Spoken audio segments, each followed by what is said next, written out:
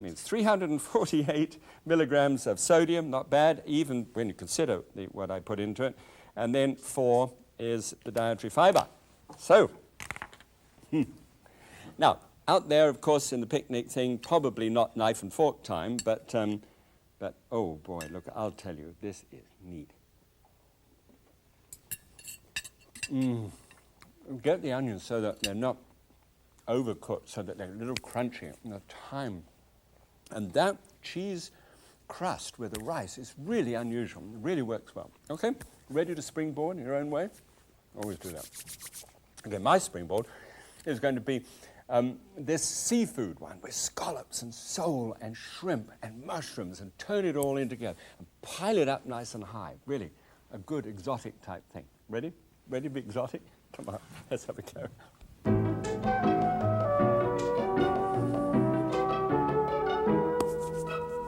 Okay, this one is phenomenal. That one's phenomenal. This one just it slides up above it slightly.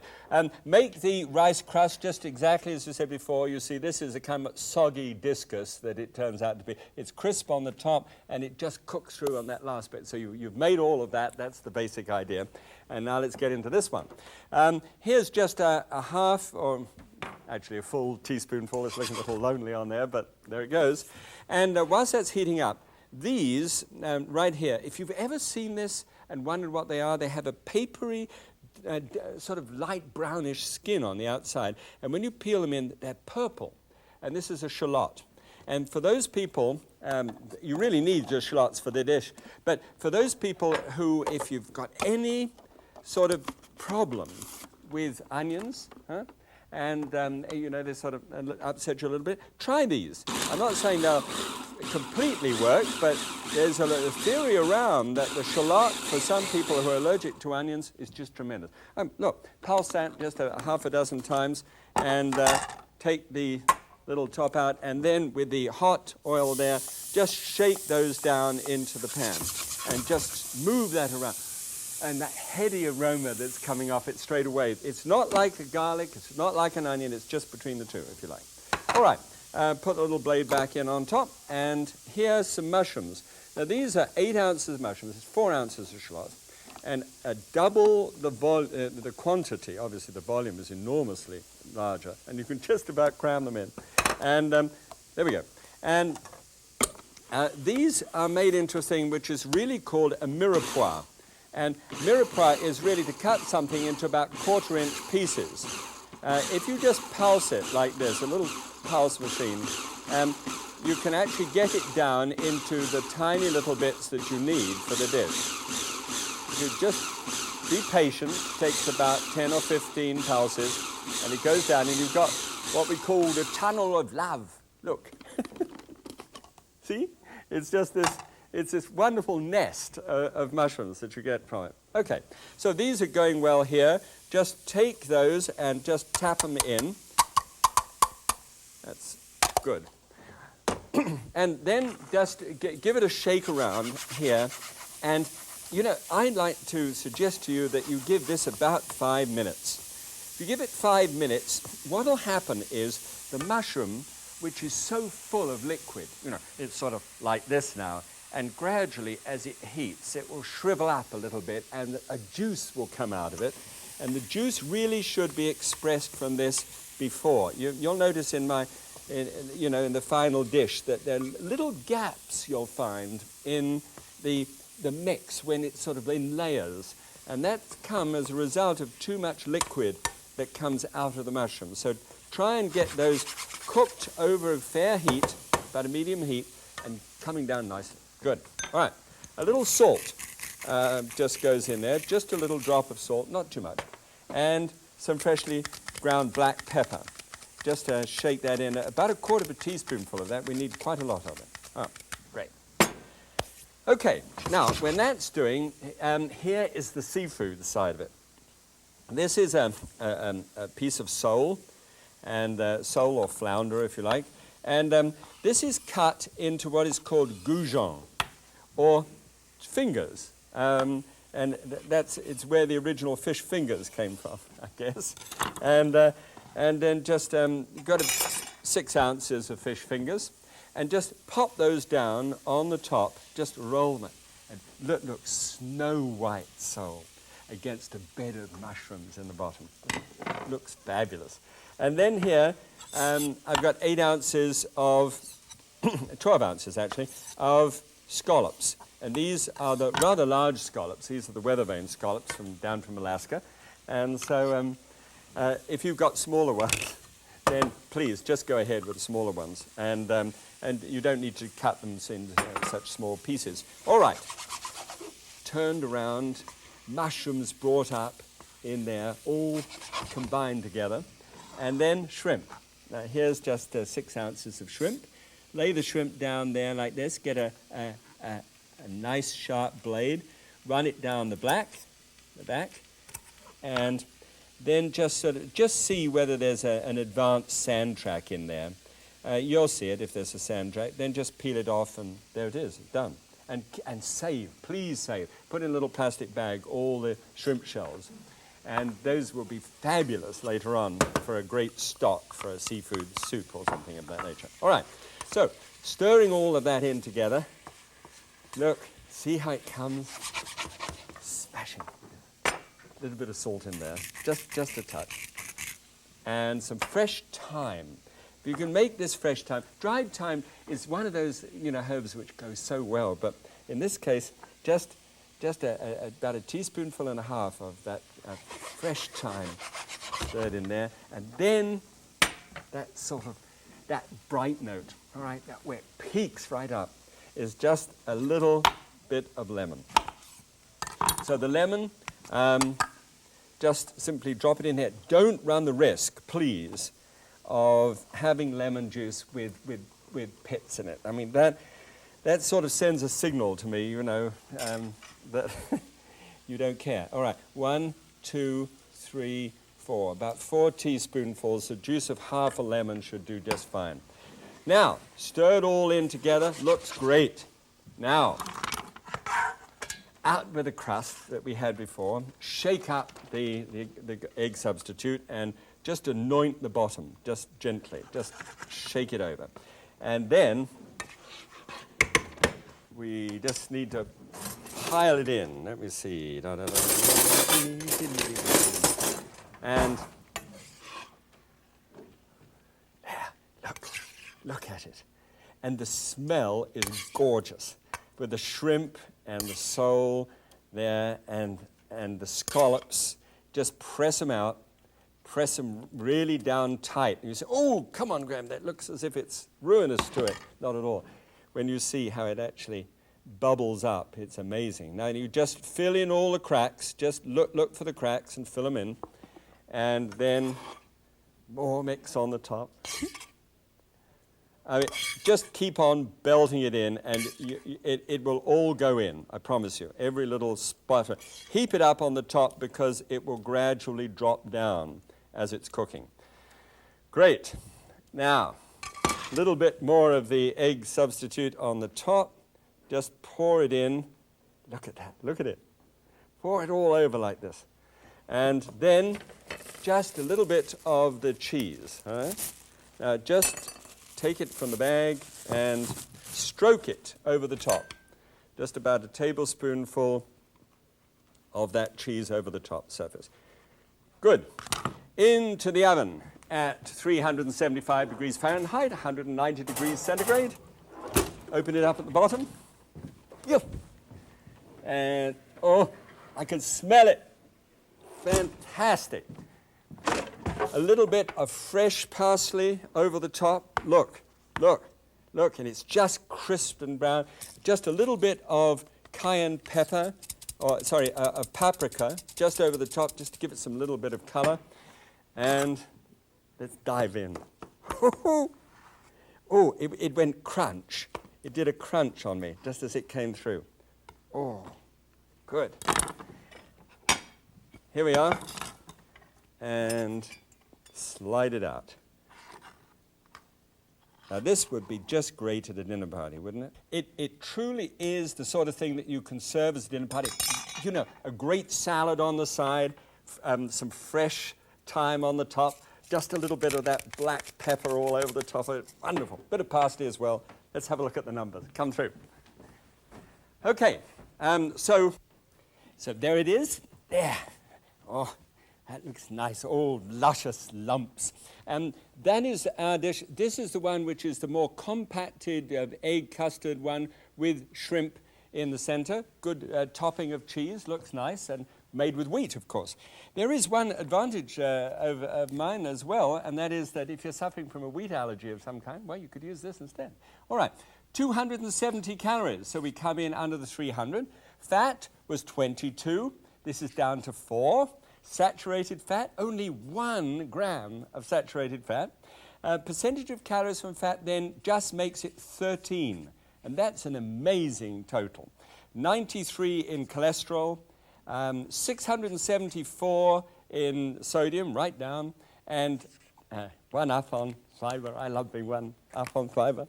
Okay, quick nosh. This, you just need a fork. It just simply falls apart before you. Look at it. Oh, so neat. Oh, it's tender. It tastes wonderful. And the seafood is just spout with the lemon and the thyme. Great dish. Do try it. Don't forget, squeeze out all the moisture from the mushrooms in the beginning. Don't have it too wet. Okay, thanks for being with me once again. God bless you. Love to all your friends. Bye.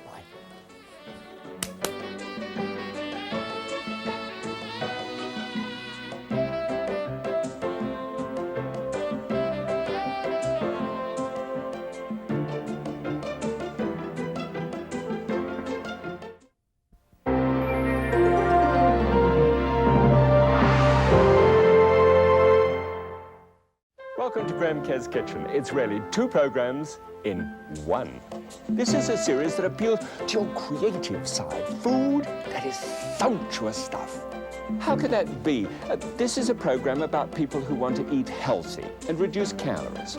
Actually, it's about food with an aromatic quality that fills the nose. Oh, sure. But it's also about keeping my arteries clean by reducing fat. But it doesn't mean a thing if the food isn't rich and colorful. Maximize the flavor. Okay, but I must have healthy food that I can cook in minutes. I must minimize the risk.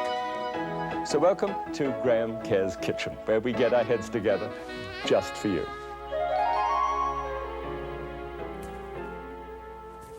Well, welcome back once again. This time, please put the channel zapper down if you've got one of those things, and don't look at the title which says egg substitutes. It's going to be okay. It's all right. In fact, fasten your seatbelt. What I'm going to do is do just a simple little dish, first of all, show you a technique on how to use it, and then, of course, springboard once again into something a little bit more exotic, something where you can try and put that technique to place in your own kitchen and get going. Okay, egg substitutes. Is basically, you know, I used to think, when I heard of egg substitutes, I used to think, oh gosh, they put all kinds of chemicals into something and I don't want that. I want an egg as an egg and I just want to enjoy it. But you know, with Trina, she's had, you know, some difficulties with her heart and all that stuff, and so the egg yolk was a problem, whereas the white was okay. So I was really quite intrigued to find out that an egg substitutes, at least some of them, have got, in fact, just egg white. It's 99.4% egg white there, or egg product in it. And just a little bit of something else in there. And of course, I was really fascinated to know what that might be. Well, it's a little bit of annatto, which is the yellow coloring, which is also a natural coloring.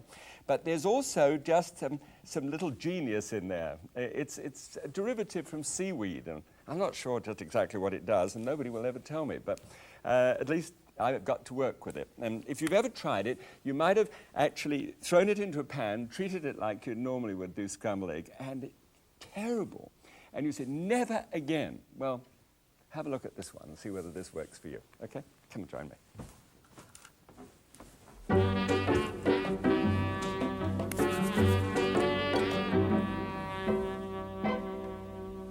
Good, everything nice and warm. First of all, let's get a little bit of oil in both of those plates, or not the oil in that one. We use margarine in that one, but anyway, here we go. Mushrooms. Now, I'll get round to the eggs in a second, but just to wrap it around a simple little idea. Now, I think I was about 8 when my dad actually said to me and said to the chef in our hotel, go in and find out how to cook. And that's when I started about 50 years ago. So, and I remember the chef saying to me, see, you know, he was very French. He said, see these veins in the mushroom. When you use a butter, then the butter soaks into the veins. Oh, and it is lovely, it's round and beautiful. And I remember receiving that. But he said, always put a little lemon juice in there too. And that really stuck with me. Now, this is what we do with this one. Just take the stalk out and loosen it. Now put these two in just a little of that oil, and that's a little olive oil with just a touch of toasted sesame oil in it, you know, standard stuff. And just lay that in the pan. That's about medium heat.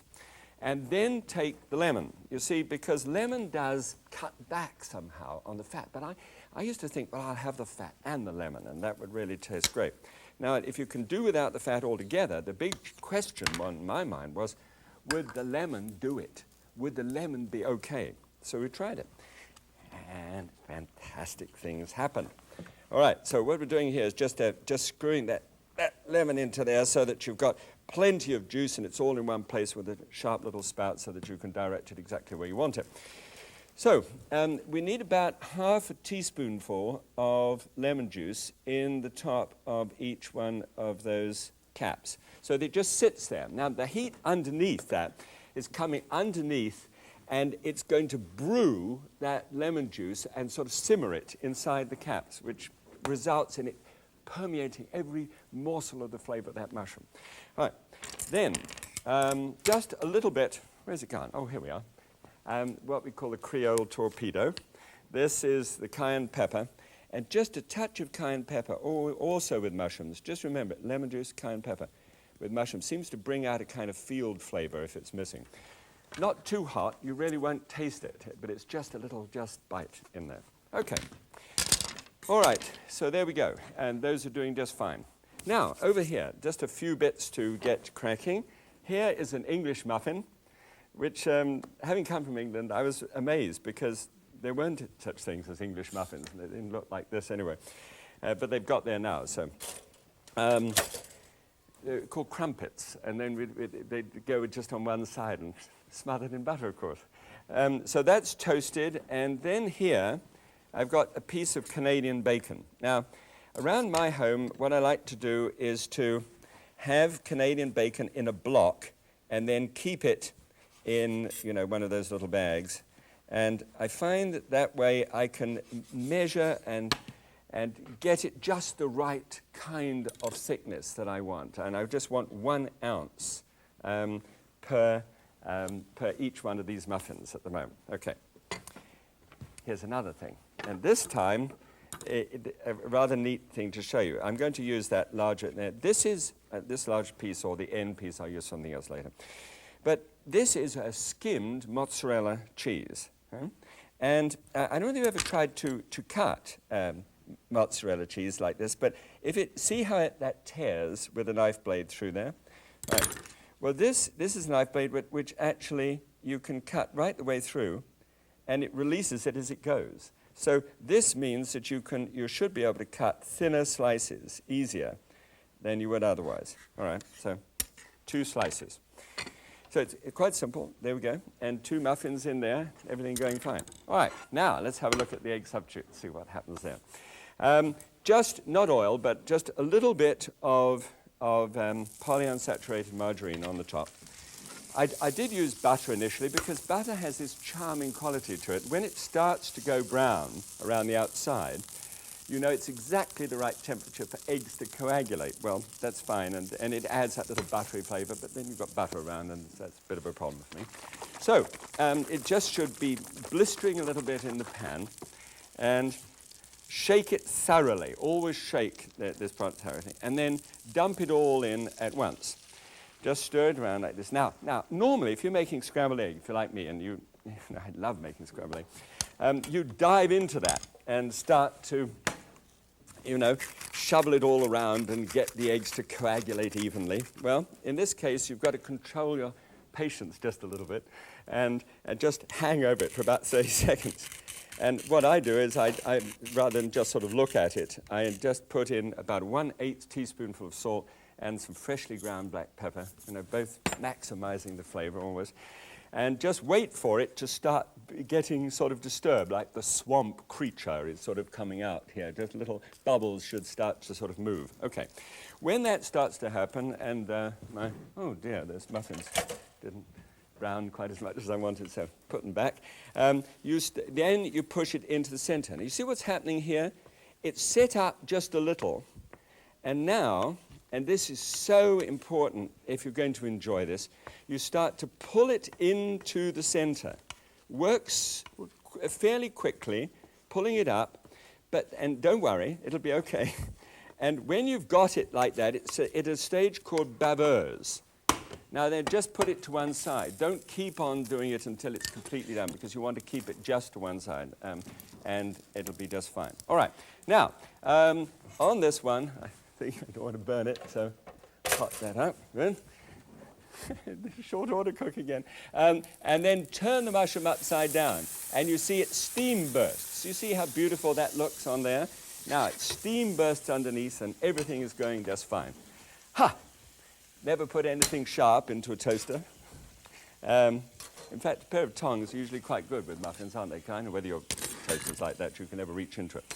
All right, here is a broiler unit. So what we'll do is just simply set it on a broiler. And you can do all number of these, For brunch, it's just sensational. Drop onto a hot muffin these two little pieces of Canadian bacon, and spoon them out. Eggs. Now the eggs are nice and moist here, all right? So just drop those, that good spoonful of, and do you know what I'm smelling at the moment? Guess. I'm smelling the freshly ground pepper on that one. Look.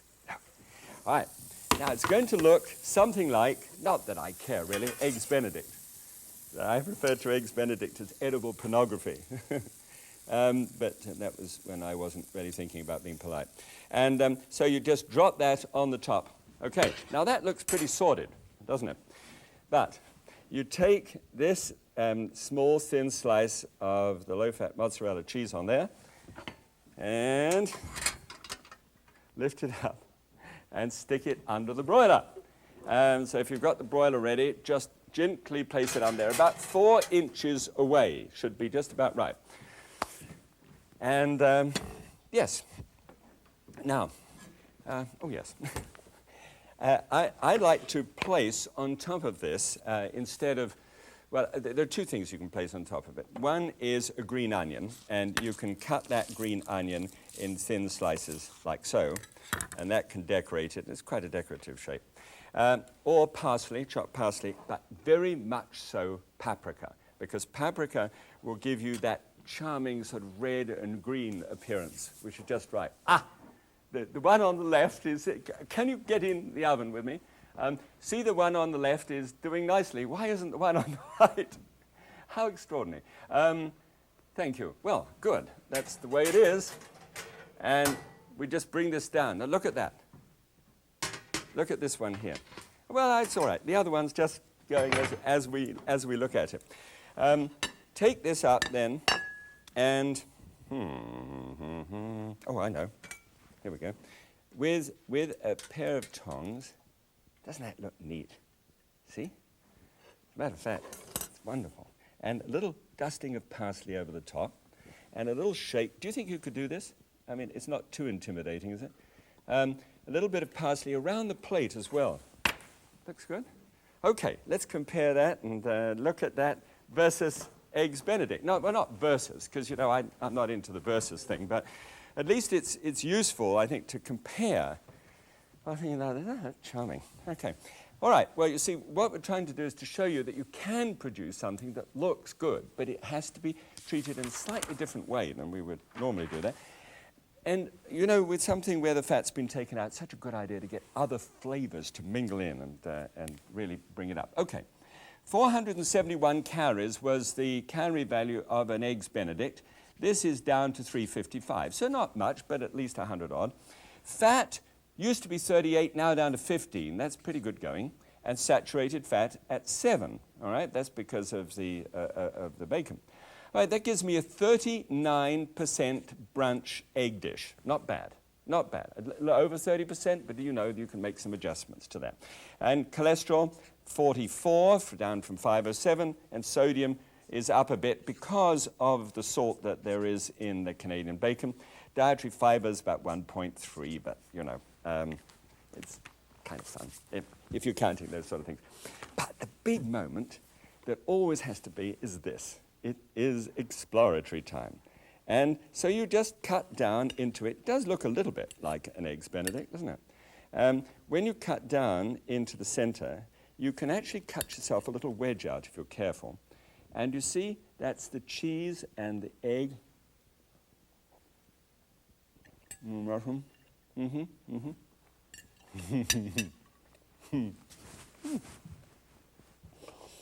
It's actually almost indecent. One worries a little bit about this when you're trying to develop dishes. Oh, but that is nice. Try that for a bunch of people that you love. And, you know, the whole idea is that if somebody's at risk, there's no need to sort of give them dull food. You can spike it up and present it nicely. Looks good. Don't forget the springboard, which is take that idea and create your own. You know, come on, you know, be creative. Now, by way of sort of a creativity, I thought that what would be a good idea would we get the feeling of Asia and egg foo young, and make an egg foo young scramble where they sort of mix the two together and see whether that works. All right? Come on, I'll show you how it's done.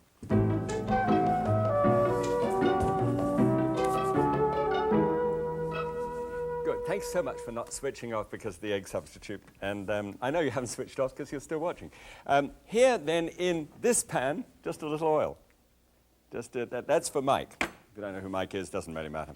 But just a half teaspoonful of oil in there. And then, do you remember the time when we had a look at this wonderful flavor called baoziang from Asia? Baoziang means an explosion of fragrance.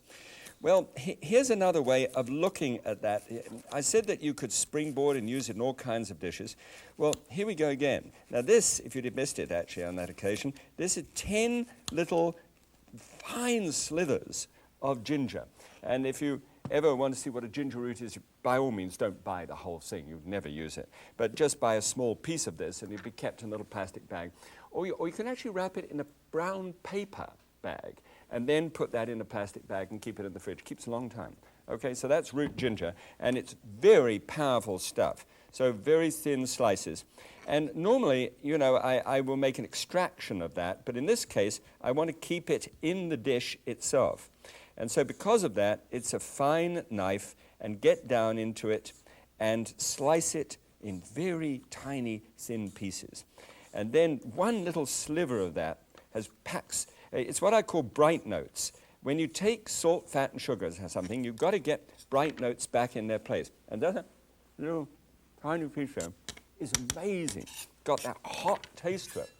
Really good. Really need to see it or to experience it. Okay. Now here I've got a nice large fat garlic clove. And so that one, just balance it up down. It's so large, I couldn't get it under. And everyone's saying, isn't that marvelous? That's a beautiful one. You'll love that one. And couldn't smash it. So it's just smashed down there. Just pass the blade through it because, I don't want any large pieces of it lying around. Good. And this is the three musketeers of this flavor. The flavor is just absolutely remarkable. Now, just cut the bearded ends off there of green onions. And let's slice back from the white ends there. And here, quite a crunchy little piece of it. I want to leave some of those ends for something I want to do at the end there. Or the conclusion, rather than use that language too long. And there it is. Now, oil in the pan, heat it up. And then you can take those three things, the three musketeers of baoziang, and then drop those down. And immediately it starts to hiss. Immediately you get this incredible aroma that comes out of it. Just wonderful. Because then, remember I was saying earlier that if you're going to drop fat out, you've got to get that flavor in, especially when you're dealing with eggs. And egg substitute responds very well to this.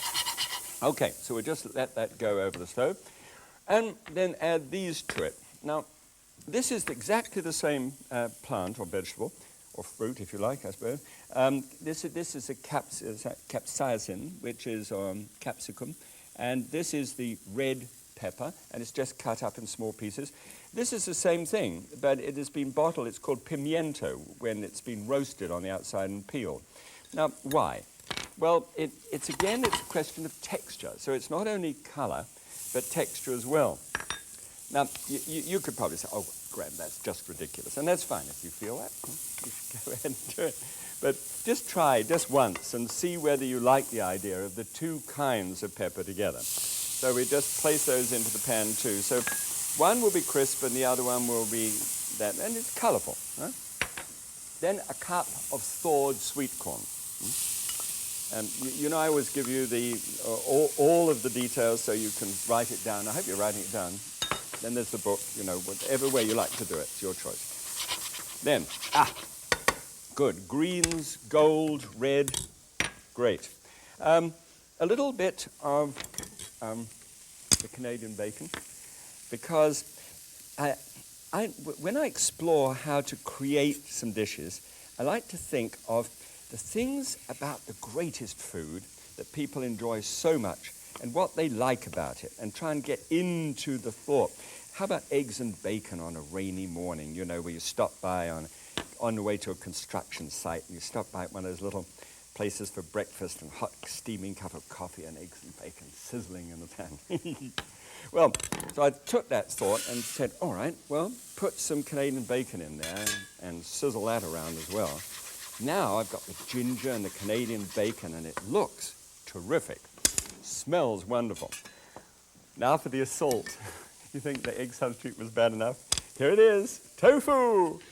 Now tofu is really glycine max. I was absolutely thrilled to hear that it was called max. Glycine, that's soybeans, by the way.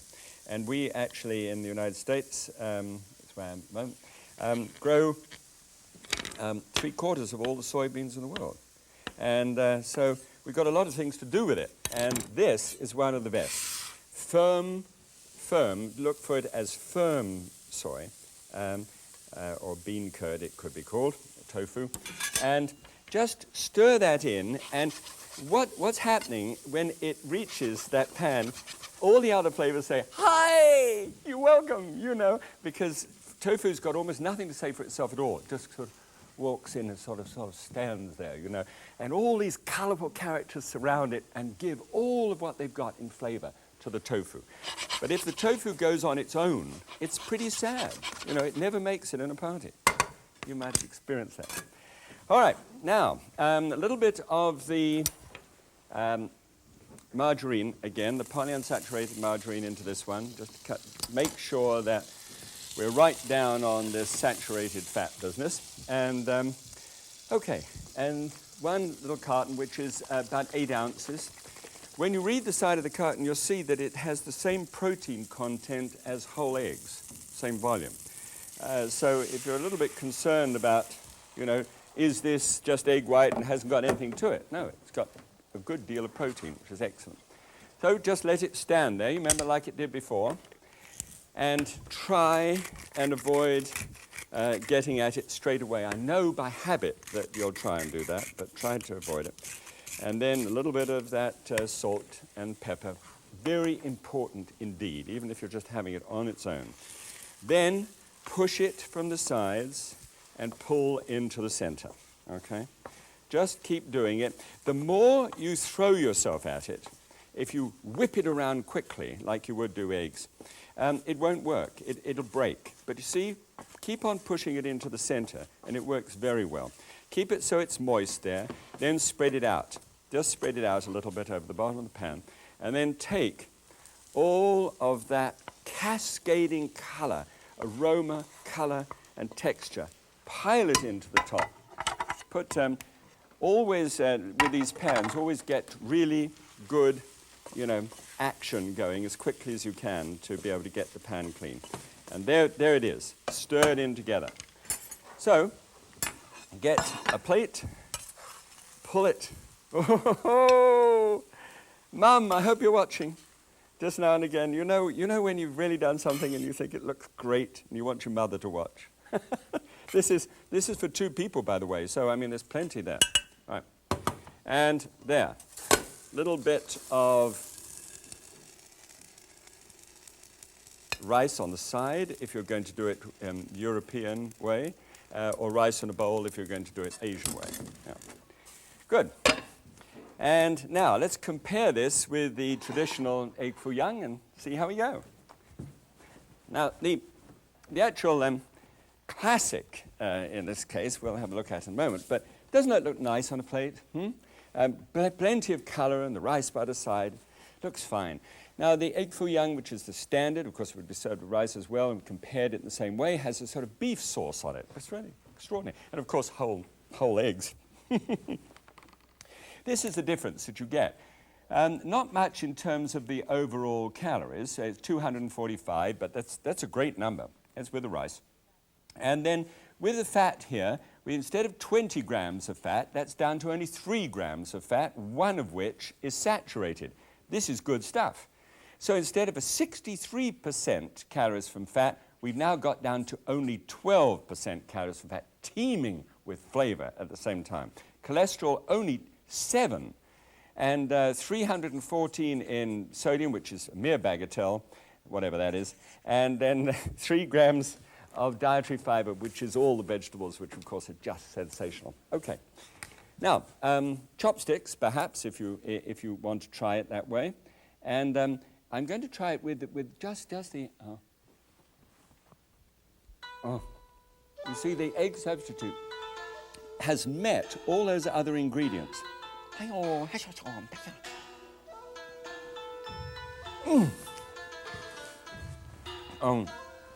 so good. It really is. A little rice on the side, and you'll be delighted. How about that for a neat brunch? You've got either of those 2 dishes could be a great brunch for your family. Don't forget, as always, we're trying to minimize the risk because you care for people, and then maximize the flavor because you want to please people. We're such a mixture of the 2, aren't we? Okay? Thanks so much for being with me once again. God bless you. See you next time. Bye.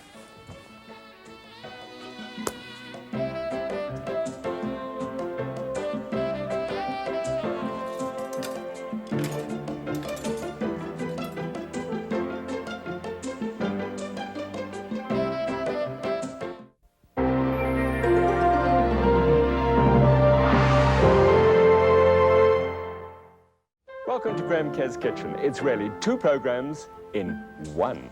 This is a series that appeals to your creative side. Food that is sumptuous stuff. How could that be?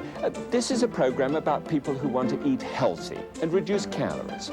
Actually, it's about food with an aromatic quality that fills the nose.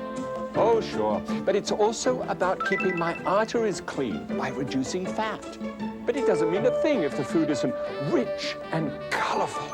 Maximize the flavor.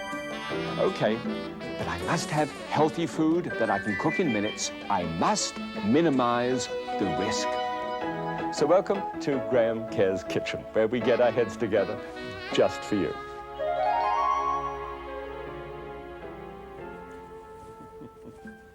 And you're very welcome. Welcome. This one is a dessert, and super one. This is a cheesecake idea with the most unusual crust that you ever saw. I got to get something on the go, so it's one of these tins, which is it's called light. I mean, everything's called light nowadays, isn't it? Evaporated skim milk. And that actually contains about 1.5 cups of evaporated skim milk. And then there are 4 packages of gelatin, I tried to measure to see how much is in each package, and it seems to be just a little under a tablespoon. So if you want to get it in bulk and measure it yourself, that's fine. So I just want to put the one into the other and just whisk that gelatin into the top just to soften it. And as you'll see, the heat's underneath, just mild heat underneath, just to be able to get that down so that every speck can be used. All right, come through. Let me explain what I want to try and do this time. Because what we're doing is looking at a cheesecake and trying to do something really radical, something different. Because you see, on the outside of a cheesecake, generally, is the crust. And I don't know whether you do this one, but most people seem to. There's graham cracker crust, which, of course, the graham flour was designed by a fellow called Sylvester Graham in about 1830. he was a Presbyterian minister and really got off his bike, which is an Australian expression, about, getting a whole grain flour once again, saying that to make white flour was just awful, without the full grain being there. So, when you make a graham cracker crust, you also put with that fat. So, what I'd like to try and do is to cut the fat out of it, surprise for me, and put something else in. Went ahead and sort of looked at it, and I found that the answer was a fig. Amazingly, the fig actually does that work in the same way that the butter seems to do. But of course with no fat whatsoever, and huge amounts of fiber, which I love. All right, so it's really quite a different technique. So if you'd like to see how it's done, really? Come on, let's have a go.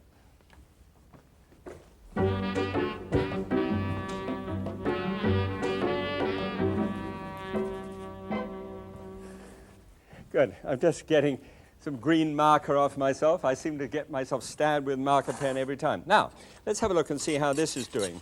If you put it over, the gelatin over a little heat and then just whip it together, it shouldn't take too long to be able to get out. Let's have a look and see how that's done. It's a bit hard to tell.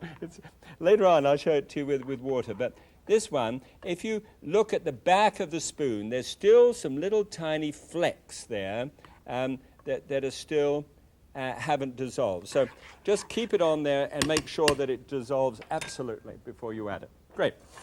Okay, let's have a look at the fig itself. And this is the one that I wanted to show you.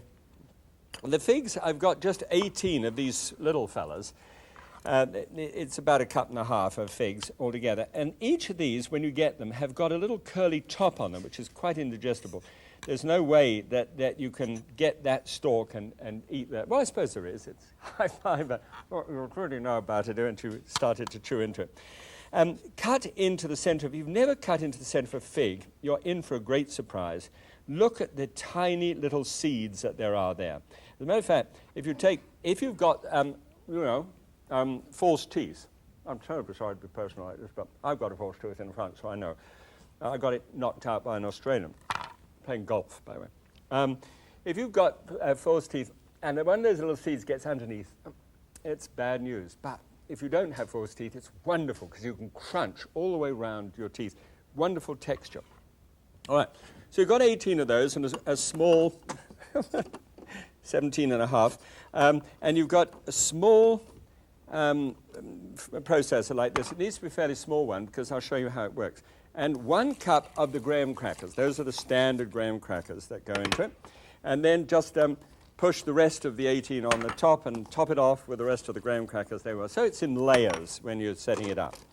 That on the top surface, and dial it up to about 6 on my machine anyway, and pulse it. If you've got a pulse, it doesn't run it, but it actually does it like that. That starts to get the things generally sort of agreeably combined. Right? Then run it. And what's going to happen now as this is running round, you've got the dry graham cracker crust, and you've got the sticky piece of fig, and they're getting to know each other. And they're really sort of linking arms together and gradually going round and round and round. And what you'll see, and it doesn't take but about 35, 40 seconds, it's just beginning to happen now.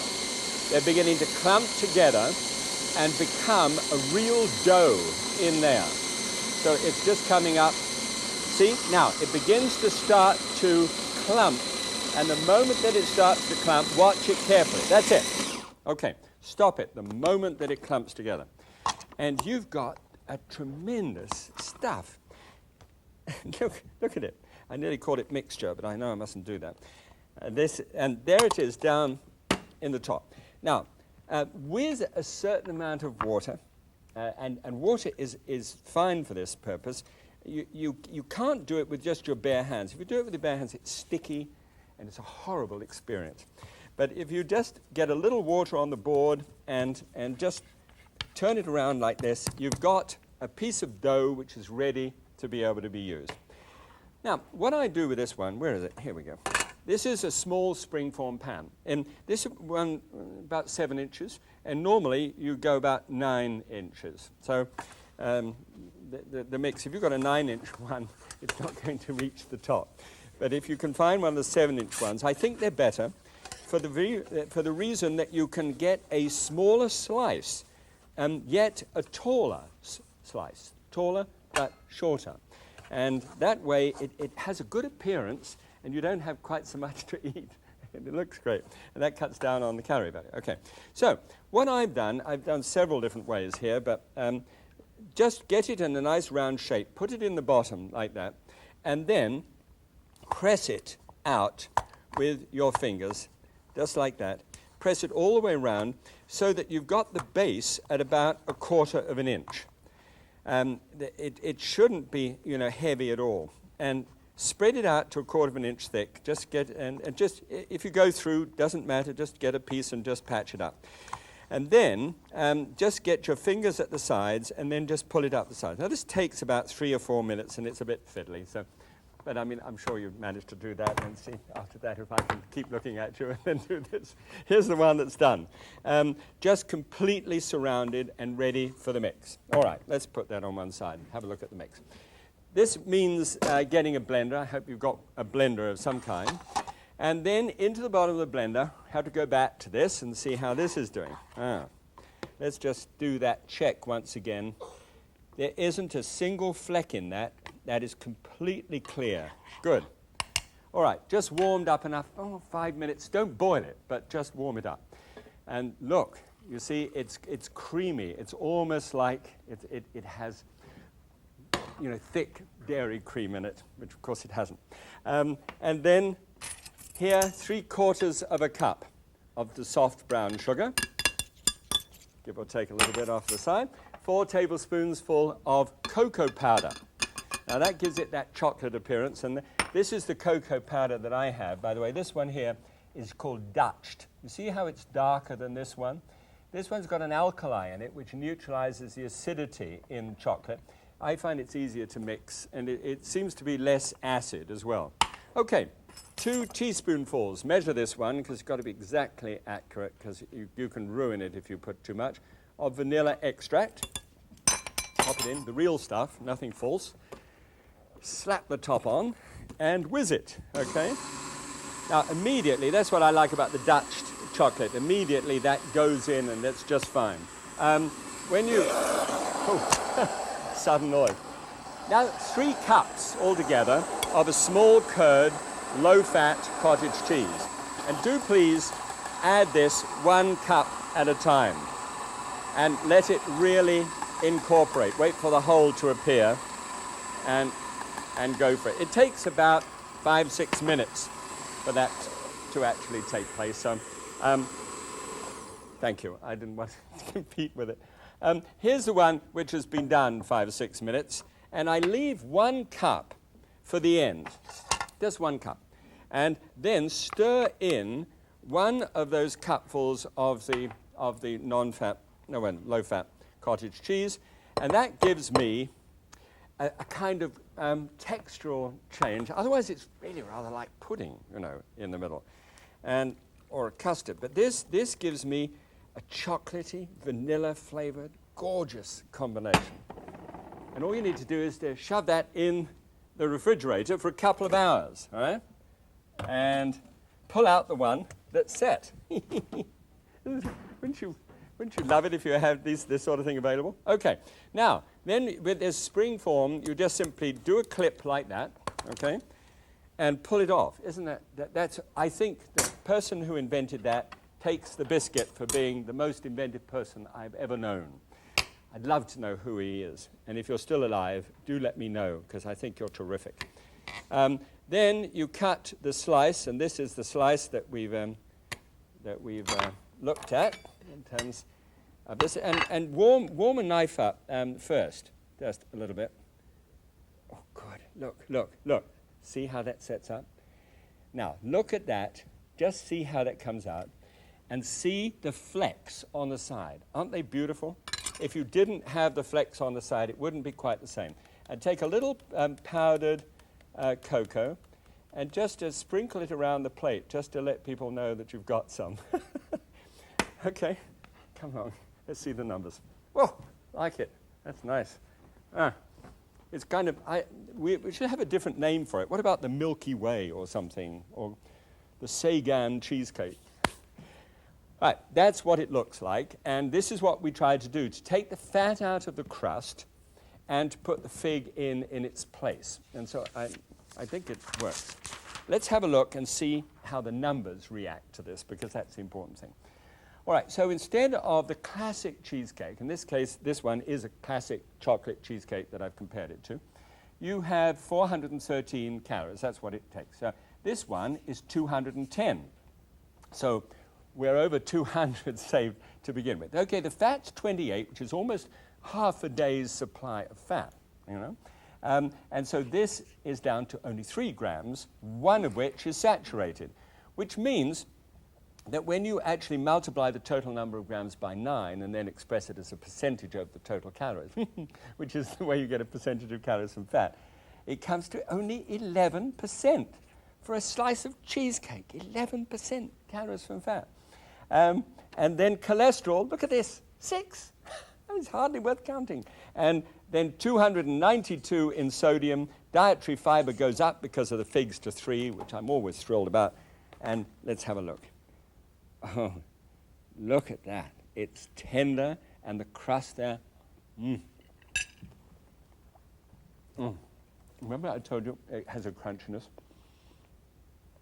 When the figs are doing their thing, there's just a marvelous little bite to it, and it really works well, okay? Don't forget to stir a little bit so you get the flecks in like that.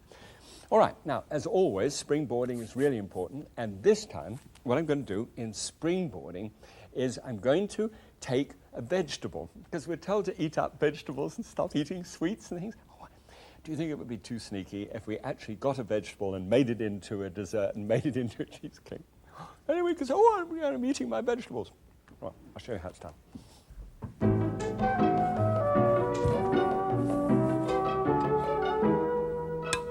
Good, that's going nicely. What I put on here was just the same as before, except in this case, no evaporated skim milk, just plain water. A cup of water and the 4 envelopes of the gelatin. And that now, or there are little bubbles in there because there's not a speck of gelatin that hasn't melted out. Again, very low temperature, don't ever boil it, and it's so important to do that first, otherwise you'll get an oozy mix. All right, just exactly the same as I did before, except on this occasion there is, in with the 18 figs, these little chocolate wafers. I hope you've seen these. They're very crisp and they break easily, and you buy them in packets, and they're called chocolate wafers. Look for them in the supermarket. They're quite fun. Okay, so just turn that on. Again, this for me is 6. Give it a quick pulse first of all. Don't forget that, by the way. If you've got an old-fashioned machine, then you can turn the switch on and off, to be able to pulse it first. When it's done that, then you can run it. It's really just simply to get the dry crumbs and the sticky figs, well integrated together. It's such an interesting idea, this one. Works well every time. Think of springboarding. You've got some favorite cookies. Say, the macaroons, with the coconut. Not too many of those. Those macaroon biscuits, I could put those with figs and come up with a delightful crust on the outside. Maybe some peppermint in there at the same time would do it well too. All right, see when it starts to go at that precise moment, cut it down. And there it is. Now, that becomes then a chocolate fig crust. Now, I don't have to mold that up for you. You know exactly how we did that before. And what I want to do is to get this mix on, because this is really different. To begin with, then, the same basic gelatin structure goes into the bottom, and just pour that in. And then the 3/4 of a cup of soft brown sugar.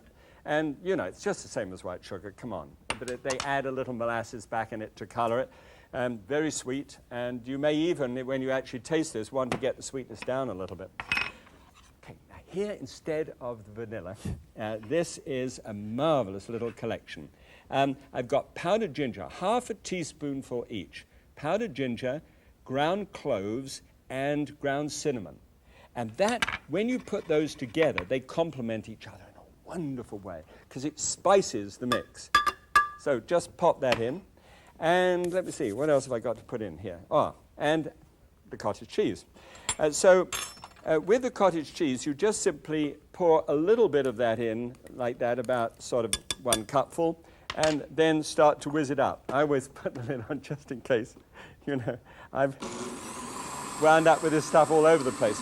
The only important thing to remember with adding this is just a little at a time, and make sure that you've got the whirlpool, the sort of Alfred Hitchcock look in the middle. If that goes away, you've got to stop before adding the next bit. What that's doing, it's showing you, see, it's all gone. Creature from 20,000 fathoms. Ha ha! Up it comes. And then just keep pouring it in. Okay, so there is 2 cups of cottage cheese. That's the low-fat cottage cheese and small curd. All right, we'll just let that keep on doing its thing over there and show you what happens next, because this is the vegetable. And the vegetable here is the butternut squash. Didn't waste too much that time. And then place the blade on the top, press down, and it isn't too hard a squash. If you haven't tried this, by the way, just to bake it and eat it as a squash is just wonderful. But take about 2 pounds in weight altogether you'll need to scoop out for the amount that you'll need here. Place it, I often place it just seeds and all, just on a plate like that, but you can scrape the seeds off before you start. Into an oven, 350 degrees Fahrenheit, that's 180 degrees centigrade. Give it 40 minutes, takes just about 40 minutes. And then it comes out of the bottom. Quite delightful. See what's happening, you get 3. And all you do is just look at that. When it's beautifully done, it's so soft and tender that you can take a scoop, like you just scoop it out. It's so moist, and it has such a fine, delicious flavor to it as well. So all you then need is something like this. It's rather like a large garlic press. This is indispensable for whipped potatoes and this sort of thing. Fill up that cupful, and look, it squeezes through. It's called a ricer, and it squeezes all through, and you've got, it's nice and smooth, but yet there's just a little bit of mouth texture to that as well. So, when this is now whizzed up, and it takes about that time, 4 or 5 minutes, you can stop it, open it up, and just look at this. Look, just imagine what that tastes like with that cottage cheese. See how that has gone down. It is creamy and soft and spiced, and the cinnamon is there, and the ginger is there, and it's all just marvelous. Now, you notice that I didn't whiz up the vegetable in it, because I wanted a little bit of texture. You see on the top of that spoon there, there's a bit of texture in this, and I want that texture in the same way as I had texture in the previous one. Okay, done. Now, all I have to do is to get the spoon back out of the sink and add 1 cup of, 1 cup of plain non-fat yogurt right at the end. Just stir that in. That gives a little bit of a tart bite to it, gives you the volume that you require for the bit, and just a little bit of extra. There's nothing, actually, there should always be in all mixes, I feel, just a little bit extra, especially if there's kids in the family. Mommy, want to lick the bowl? There you are, darling. See? Just enough for lick the bowl. All right. Walk carefully. The only thing that can ruin it now is an earthquake. And into the fridge. 2 hours, and it should be set up so that instead of serving it, you can bounce it in to your guests. It's not that.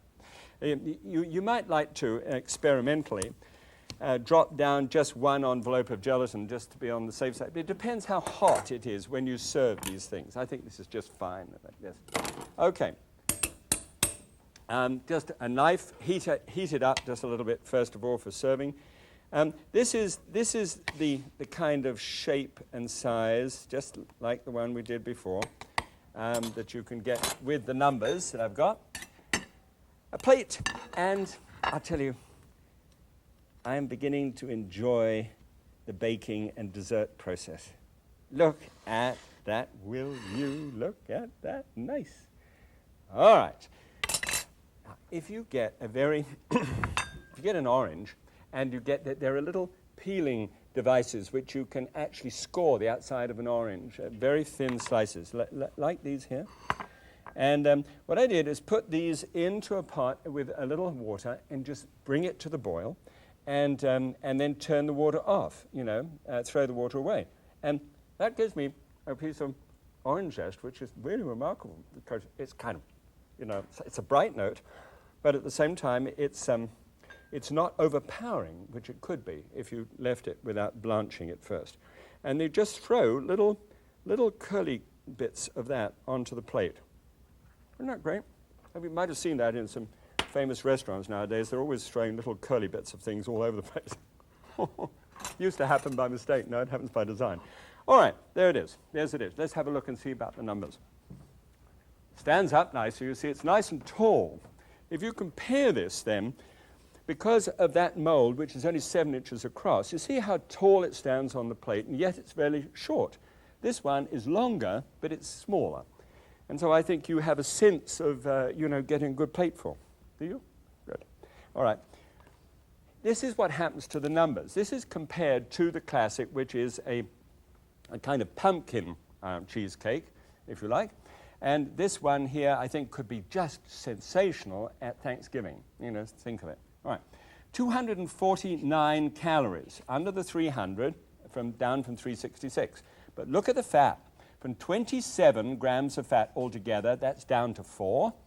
And from 16 grams of saturated fat, which I really don't like, that's down to 1. That's just 1 out of the 4.